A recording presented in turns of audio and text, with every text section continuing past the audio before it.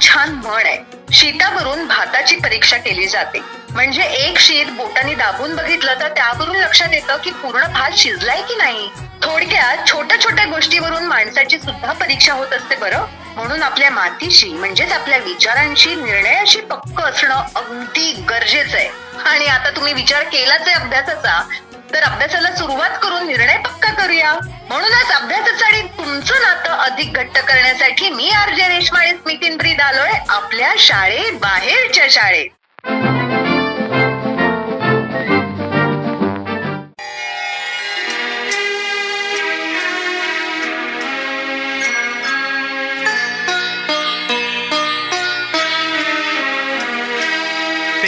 स्पर्शाने दूर हो अंधार,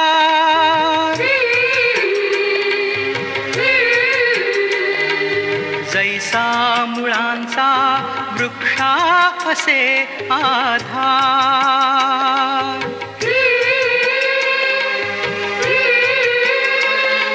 शिल्पास आकारी जैसा शिल्पकार, मना घडवी संस्कार, मना घडवी संस्कार, मना तेजवी संस्कार, मना उद्धरी संस्कार, मना भूषवी संस्कार, मना आकारी संस्कार, मना आधार संस्कार, मना घडवी संस्कार, मना घडवी संस्कार, मना घडवी संस्कार.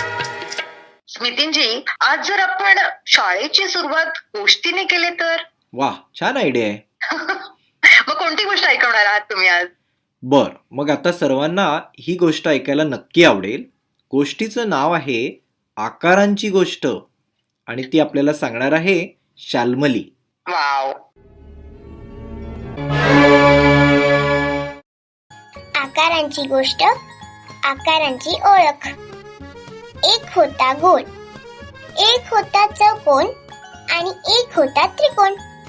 तिघेही एकाच शाळेत शिकत होते. चौकोनाला 4 कोण, त्रिकोणाला 3 कोण, गोलाला मात्र कोणच नाही. म्हणून चौकोन व त्रिकोण गोलाला चिडवत. एकदा तिघं जंगलात फिरायला गेले. तिथं त्यांना एक वाघ दिसला. तिघं धावू लागले. चौकोन व त्रिकोणाला कोणांमुळे जोरात धावता येईना. मग गोल त्यांच्या मदतीला आला. दोघांचे हात धरून जोरात पळत सुटला. गडगडत गडगडत वाघापासून लांब गेला. नंतर मात्र त्यांनी गोलाला कधीच चिडवले नाही.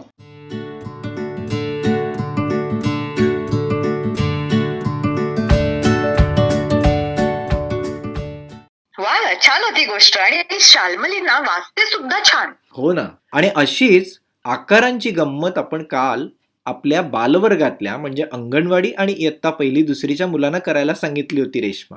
अच्छा, ओके. त्यांना आपण अभ्यास दिला होता तो असा होता की जमिनीवर गोल, त्रिकोण, चौकोन असे आकार काढा आणि त्या चित्रांच्या रेषेवर छोटे छोटे खडे ओळीने ठेवा. ओके.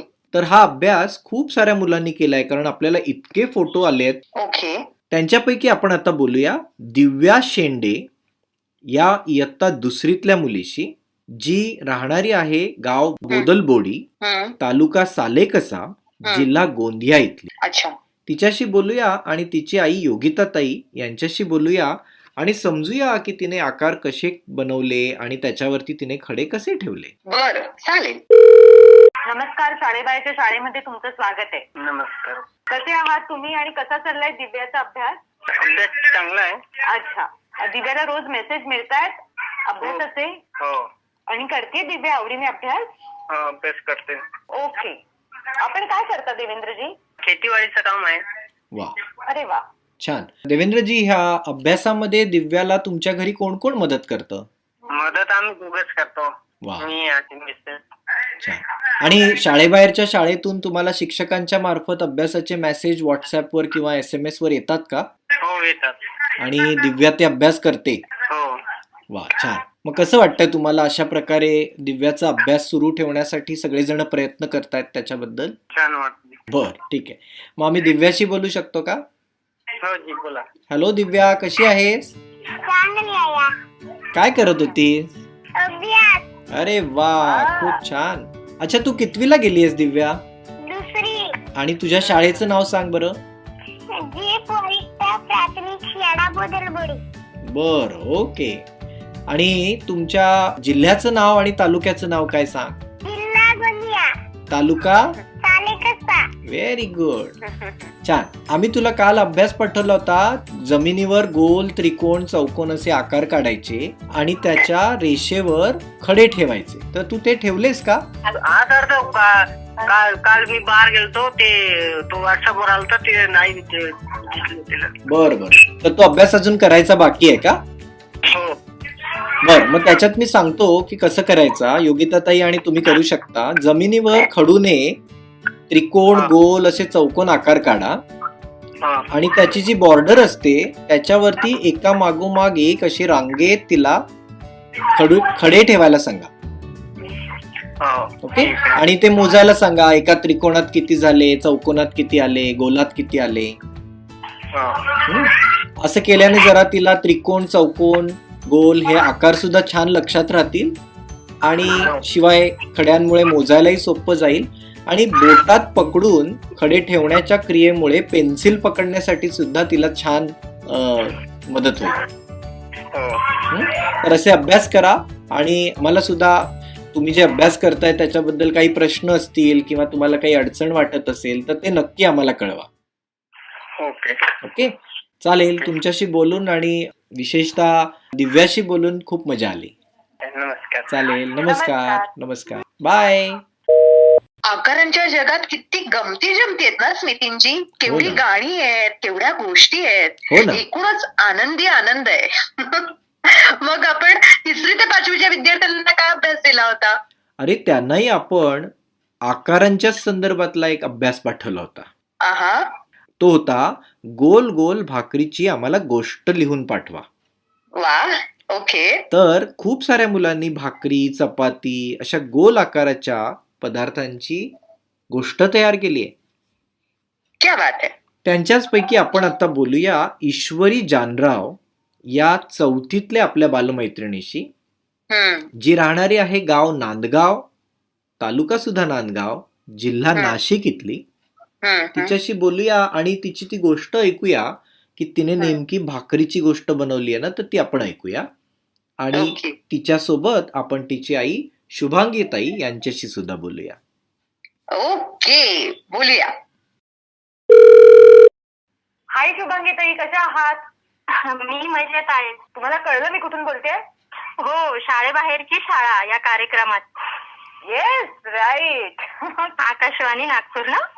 करेक्ट. कसा चालला ईश्वरीचा अभ्यास? ईश्वरीचा अभ्यास अतिशय छान चालू आहे. Good good good. शुभांगी ताई, ईश्वरी बरोबर तुम्ही कसा वेळ घालवता? ईश्वरी बरोबर मी तिला जेव्हा हवा तेव्हा ती खेळते, जेव्हा तिला कंटाळा आला तेव्हा ती ड्रॉइंग करते आणि मी अभ्यासही घेते तिचा. असा तिचा अभ्यास करण्याचा फिक्स टाइम नाहीये. तिला जेव्हा हवा तेव्हा ती करते, जेव्हा खेळायचं तेव्हा ती खेळते. हा, थोडस मुलांच्या मूड नुसार. तुम्ही तिला गोष्ट सांगता की नाही? हो, गोष्टी तर ऐकायला खूप आवडतं तिला. हा, कारण आजचा अभ्यासच गोष्टीचा आहे, नाही का गोष्टी? हो ना. हो. छान. शुभांगी ताई, तुम्ही तिच्याशी खूप गप्पा मारता, तिला तिच्या पद्धतीने खेळायला आणि अभ्यास करायला देता. हे खूप कौतुकाचं आहे. कारण नाहीतर आपण नेहमी ऐकतो पालक किती दबाव आणतात मुलांवर अभ्यास करण्यासाठी.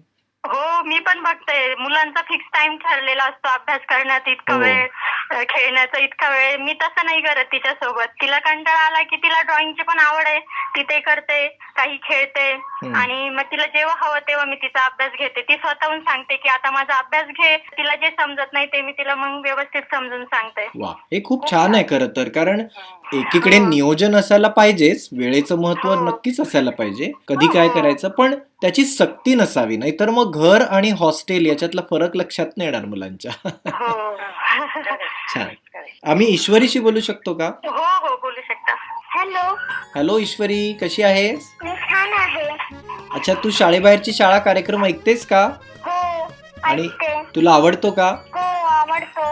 आणि आज तू आली आहेस त्या कार्यक्रमामध्ये, तर तुला कसं वाटतंय? मला छान वाटतंय. अरे बा, खूप आनंद झालाय मला. Very good. तू आता कितवीला गेली आहेस? मी 4थीला गेलीये. आणि तुझ्या शाळेचं नाव सांगशील? हो, माझ्या शाळेचं नाव स्वर्गीय मिश्रीलाल भिचंद छाजे विद्या मंदिर, नांदगाव. Very good. नाशिक मधली छान शाळा आहे ना ही? हम्म. Very good. आणि आम्हाला सांग, काल आम्ही तुला एक छानशी गोष्ट सांगायला सांगितली होती, भाकर किंवा चपातीची गोष्ट. हो, तर तू काय सांगशील आम्हाला त्याची गोष्ट? भाकरीची गोष्ट सांगणार आहे. बर, सांग बरं, कोणत्या भाकरीची सांगणार आहेस आणि तू? बाजरीच्या भाकरीची. अरे वा, छान, सांग बरं. मला गोष्टी ऐकायला खूप आवडते, पण आज मी गोष्ट सांगणार आहे. आपण दररोज आहारामध्ये भाकर, चपाती, भाजी, भात इत्यादी खात असतो. बऱ्याच जणांना ताटात उष्टे पाडण्याची सवय असते, त्यामुळे अन्न वाया जाते, त्याची नासाडी होते. अन्नाचे महत्त्व कळावे यासाठी मी आज भाकरीची गोष्ट सांगणार आहे. एक भाकर मिळवण्यासाठी खूप मेहनत घ्यावी लागते. प्रथम शेत नांगरायचं, मातीचे ढेकळं फोडण्यासाठी कुळा फिरवायचा, जमीन सपाट करून पेरणीसाठी तयार करतात. पाऊस पडला की बाजरीची पेरणी करायची. काही दिवसांनी बाजरीच्या रोपा सोबत तण वाढते, त्यासाठी खुरपणी करायची. पावसाच्या पाण्यावर बाजरीची ताटे जोमाने वाढतात. हळूहळू बाजरीच्या ताटांना कणसे लागतात. कणसांमध्ये दाणे पूर्ण भरल्यानंतर कापणी करावी लागते. नंतर मळणी आणि उफणणी करतात. यंत्रांमध्ये मळणी आणि उफणणी एकाच वेळी होते. त्यानंतर मिळालेले धान्य पोत्यात भरून ठेवतात. शेतकरी घराला आवश्यक तेवढे धान्य ठेवतात. उरलेली पोती बाजारपेठेत विक्रीसाठी नेतात. तेथे व्यापारी धान्य विकत घेतात. ते साऱ्या देशात विकले जाते. त्यानंतर धान्याची पोती किरकोळ विक्री करणाऱ्या दुकानदारांकडे येतात. लोक त्यांच्याकडून धान्य विकत घेतात. ते निवडतात, स्वच्छ करतात आणि त्याचे पीठ करतात. मग स्वयंपाक करताना पीठ मळतात, थापतात आणि भाजून भाकरी करतात. बापरे, ईश्वरी, केवढी यात्रा आहे ना भाकरीची. हो, केवढा मोठा प्रवास करून ती भाकरी आपल्याला खूप कष्टाने मिळते. म्हणजे आपल्यालाही कष्ट करावे लागतात आणि अन्न उत्पन्न करण्यापासून ते बनवण्यापर्यंत आणि आपल्याला खाऊ घालेपर्यंत इतरही खूप लोक त्याच्यात मेहनत घेतात, नाही का? हो. छान, तुझी ही गोष्ट आम्हाला खूप आवडली आणि आम्हाला खूप काही त्याच्यातून समजलं. छान, थँक्यू. Thank you very much. तू ही गोष्ट आम्हाला सांगितलीस त्याबद्दल तुझे आभार. आणि पुन्हा या कार्यक्रमात आल्याबद्दल सुद्धा तुझे कौतुक. पुन्हा बोलूया काही दिवसांनी. बरं, bye bye. All the best. Bye. Thank you. Shubhangi ताई, नमस्कार. हो नमस्कार सर. क्या बात है. म्हणजे ईश्वरीच्या या गोड आवाजामुळे भाकरी सुद्धा गोड लागली आज. हो ना. आणि त्यापेक्षा जास्त गोड गोष्ट मला ही वाटली की तिच्या आईने आधीच ओळखलं की हा कॉल कुठून आलाय. आणि जेव्हा पालक किंवा विद्यार्थी ओळखतात, जस्ट हॅलो म्हटल्यानंतर ओळखतात की अरे हा कॉल शाळेबाहेरच्या शाळेमधून आहे. फार भारी वाटतं स्मितींची. हो ना, मजा वाटते.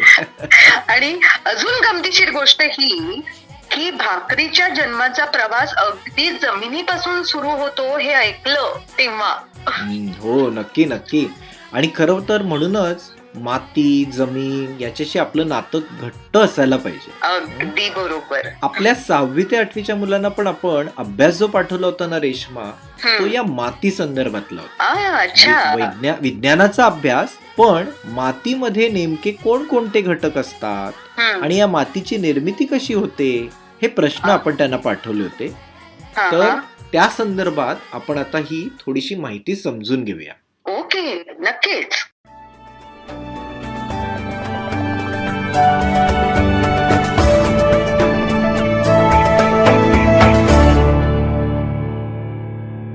मृदा प्रस्तावना. मुलांनो, आज आपण या पाठात मृदा निर्मितीची प्रक्रिया आणि मृदेमधील खनिजे व सेंद्रिय घटक, वनस्पतींची आवश्यक पोषण मूल्ये, मृदेच्या समस्या आणि त्या सुधारण्याच्या पद्धती, महाराष्ट्रातील व भारतातील मृदेचे वितरण, उदाहरणार्थ काळी मृदा, जांभी मृदा इत्यादी, जमिनीची धूप आणि मृदेचे प्रकार याविषयी जाणून घेणार आहोत.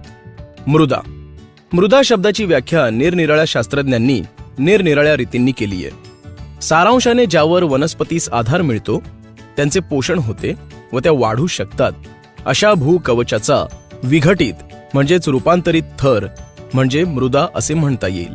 मुलांनो, आता मी तुम्हाला काही प्रश्न विचारतो, त्यांची उत्तरे सांगा. मला सांगा, मृदेत असणारे घटक कोणते? सर, सूक्ष्मजीव, जीवाणू, आदिजीव, कवक, शेवाळ, कृमी, मुंग्यांसारखे कीटक, गोम, गांडूळ असे जैविक घटक मृदेत असतात. बरोबर. मग मृदा निर्मितीसाठी अजैविक घटक कुठून येतात? मातीचे कण, खडक, दगड, वाळू यांसारख्या अनेक घटकांपासून येतात. छान. म्हणजेच हे अजैविक घटक आपल्याला निसर्गतःच उपलब्ध असतात.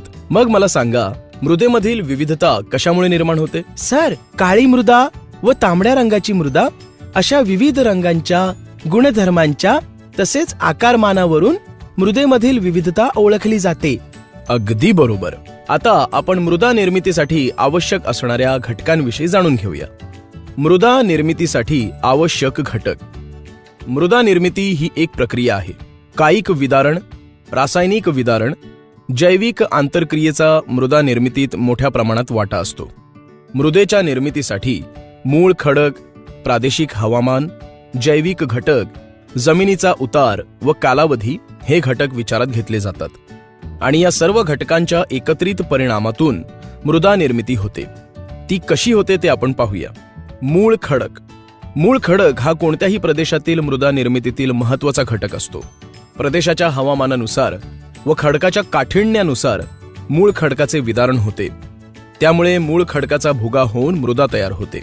उदाहरणार्थ, महाराष्ट्रातील दख्खनच्या पठारावर असलेल्या बेसाल्ट या मूळ खडकाचे विदारण होऊन काळी मृदा तयार होते. या मृदेला रेगूर मृदा असं म्हणतात. तसेच दक्षिण भारतातील ग्रेनाइट व नीस या मूळ खडकापासून तांबडी मृदा तयार होते. मूळ खडकामध्ये कमी अधिक प्रमाणात विविध खनिजे असतात आणि त्यामुळे त्यांचे खनिज व रासायनिक संघटन विविध प्रकारचे दिसते. ज्या खडकात सिलिकेचे प्रमाण 66% अधिक आहे त्यास सिकत खडक म्हणतात, तर ज्या खडकात हे प्रमाण सुमारे 50% कमी असते त्यास अल्पसिकत खडक असं म्हणतात. महाराष्ट्रातील मुख्य खडक असलेला बेसाल्ट हा अल्पसिकत खडक आहे. प्रादेशिक हवामान. खडकाच्या विदारणाच्या प्रक्रियेची तीव्रता ही प्रदेशाच्या हवामानानुसार ठरते. हवामानातील फरकामुळे एकाच मूळ खडकापासून वेगवेगळ्या प्रकारची मृदा तयार होते. उदाहरणार्थ, सह्याद्रीच्या पश्चिम भागातील दमट हवामानामुळे बेसाल्ट खडकाचे अपक्षालन होऊन जांभी मृदा तयार झालीय. या उलट सह्याद्रीच्या पूर्वेकडे असणाऱ्या दख्खनच्या पठारावरील कोरड्या हवामानामुळे बेसाल्ट खडकाचे विदारण होऊन रेगूर मृदा तयार झालीय. जैविक घटक. मृदेमध्ये खडकाच्या भुग्याशिवाय जैविक घटक मिसळणे आवश्यक असते. हे जैविक घटक प्रदेशातील मृत वनस्पती व प्राणी यांच्या विघटनातून मृदेत मिसळतात. निसर्गातील वनस्पतींची मुळे, पालापाचोळा, प्राण्यांचे मृतावशेष या घटकांचे विघटन गांडूळ, वाळवी, गोम, मुंग्या असे सूक्ष्मजीव करतात. विघटित झालेल्या पदार्थास ह्युमस म्हणतात. मृदेमध्ये ह्युमसचे प्रमाण अधिक असेल तर मृदा अधिक सुपीक असते. तसेच जमिनीची सुपीकता वाढवण्यासाठी शेतकरी कंपोस्ट खत किंवा गांडूळ खत वापरतात. या खत निर्मितीच्या प्रक्रियेला काही कालावधी लागतो. कंपोस्ट खत हे शेतातील कचरा म्हणजे झाडांचा पालापाचोळा, जनावरांचे शेण, ओला कचरा, पाणी, उष्णता यांपासून तयार केले जाते. कालावधी. मृदा निर्मिती ही प्रक्रिया मंद गतीने होत असते. उच्च दर्जाच्या मृदेचा 2.5 सेंटीमीटरचा थर निर्माण होण्यासाठी हजारो वर्षांचा कालावधी लागतो. जास्त तापमान व जास्त पाऊस असलेल्या प्रदेशात मृदा निर्मितीची प्रक्रिया जलद होत असते. कमी तापमान व कमी पाऊस असलेल्या प्रदेशात मृदा निर्मितीसाठी जास्त कालावधी लागतो. मृदा ही निसर्गाकडून मिळालेली एक अनमोल भेटवस्तू आहे. मृदा या साधनाचा प्रामुख्याने शेतीसाठी वापर केला जातो. कित्येकदा जास्त उत्पादन मिळवण्यासाठी शेतात अनेक प्रकारची रासायनिक खते, कीटकनाशक यांचा मोठ्या प्रमाणावर वापर केला जातो. त्यामुळे मृदेची गुणवत्ता कमी होते.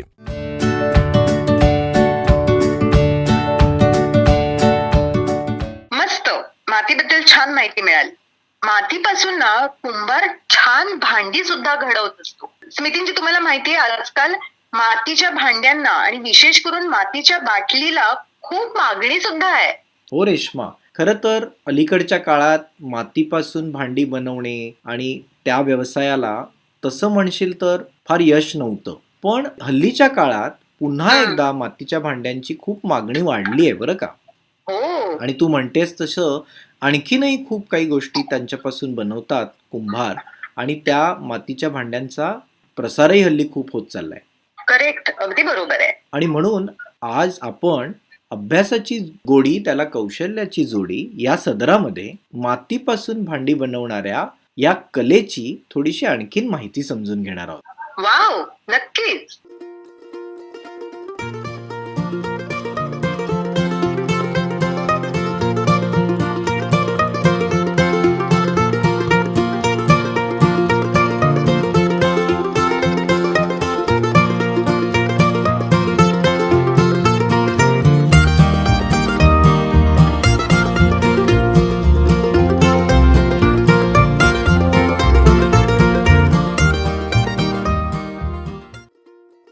माझे नाव उत्तम आनंदा कुंभार.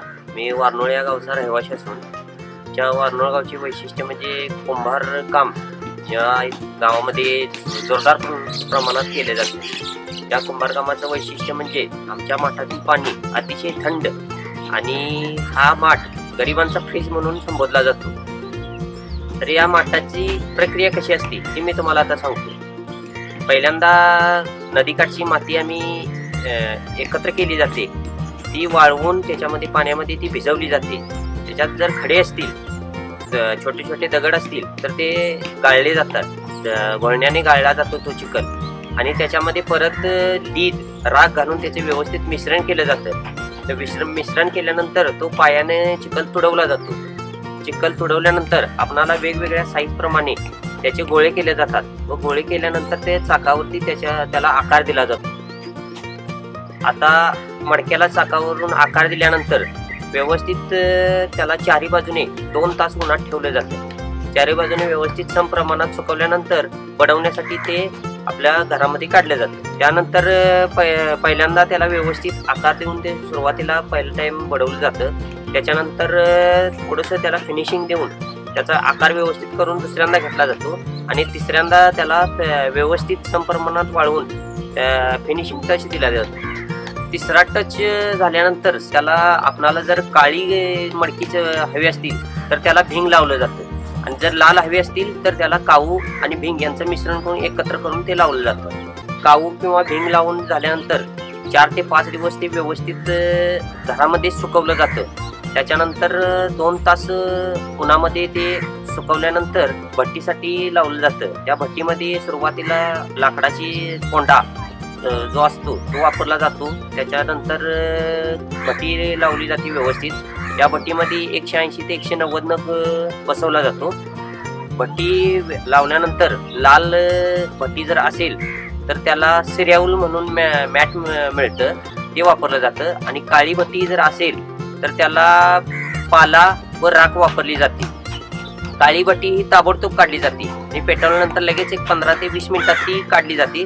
तर लाल भट्टी पेटवून शांत झाल्यानंतर सकाळी काढली जाते. ती भट्टी पेटवण्यासाठी किमान 3 तास वेळ लागतो. मडकत पूर्ण तयार होण्यासाठी मातीपासून ते पूर्ण भट्टीतून बाहेर काढून बाजारपेठेत जाण्यासाठी किमान 1 आठवडा कालावधी लागतो. माती पाणी उजेड वारा तूच मिसळसी सर्व पसारा. माती पाणी उजेड वारा तूच मिसळसी सर्व पसारा.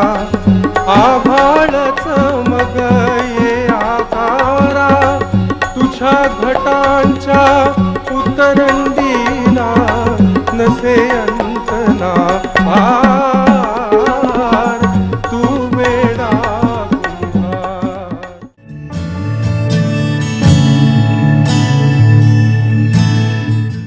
खूप इंटरेस्टिंग माहिती मिळाली हा नितीनजी. पण आणखी इंटरेस्ट वाढलाय तो म्हणजे आज तुम्ही जाता जाता कोणता सुविचार देणार आहात यासाठी. अच्छा, आजच्या शाळेचा सुविचार आहे, मोठे यश मिळवण्यासाठी छोट्या छोट्या प्रयत्नांनी आपण सुरू केलं पाहिजे. वा, नक्कीच. वाचा रे वाचा तुम्ही रोज मुलांनो, होणार हुशार तुम्ही वाचा मुलांनो. मुलांनो, शाळेबाहेरच्या शाळेने सुरू केलेल्या वाचनमालेसाठी तुम्ही पाठवलेले तुमच्या वाचनाचे व्हिडिओ आणि ऑडिओ आम्हाला मिळत आहेत. त्याबद्दल तुमचे सर्वांचे कौतुक. आता आपण त्यांच्याचपैकी हे वाचन ऐकूया.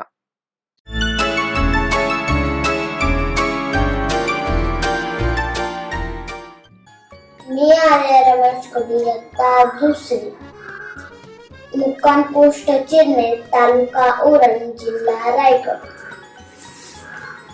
धडा चौथा. चतुर हिराबाई. पहाट झाली, माणिक उठला. बाहेर पाहिले, 2 बैलांपैकी एक बैल दिसला. माणिकने बायकोला हाक मारली. दोघांनी सगळीकडे बैलाचा शोध घेतला, पण बैल सापडला नाही. दुसरा बैल चोरीला गेला होता. माणिक व माणिकची बायको हिराबाई बैल बाजारात गेले. अचानक हिराबाई ओरडली, अहो, हा पहा, आपला बैल. चोर सापडला. आवाज ऐकून चोर घाबरला. तसे न दाखवता तो बोलला, हा माझाच बैल आहे. दोघे भांडू लागले. हिराबाई चतुर होती. तिने बैलाचा डोळा हाताने बंद केला. चोराला विचारले, बैलाचा कोणता डोळा अधू आहे, सांग. बरोबर सांगितले तर बैल तुझा. चोराने अगोदर उजवा मग डावा असे सांगितले. हिराबाईने हात बाजूला केला. बैलाचा कोणताही डोळा आढळू नाही असे दिसल्यावर लोकांनी चोराला पकडले. पोलीस आले. चोराला घेऊन गेले. माणिक आणि हिराबाई बैलाला घेऊन आनंदाने घरी गेले.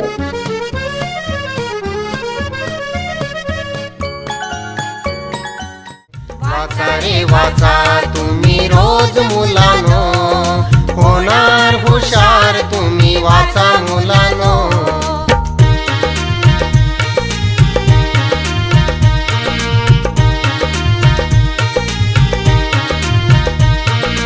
पुस्तकातली गोष्ट वाचा, गोष्टीतला राजा वाचा. गमतीचा चिंटू वाचा, चिंटूची मज्जा वाचा. पुस्तकातली गोष्ट वाचा, गोष्टीतला राजा वाचा. गमतीचा चिंटू वाचा, चिंटूची मज्जा वाचा. पेपरची बातमी वाचा, रद्दीची पाने वाचा. पेपरची बातमी वाचा, रद्दीची पाने वाचा.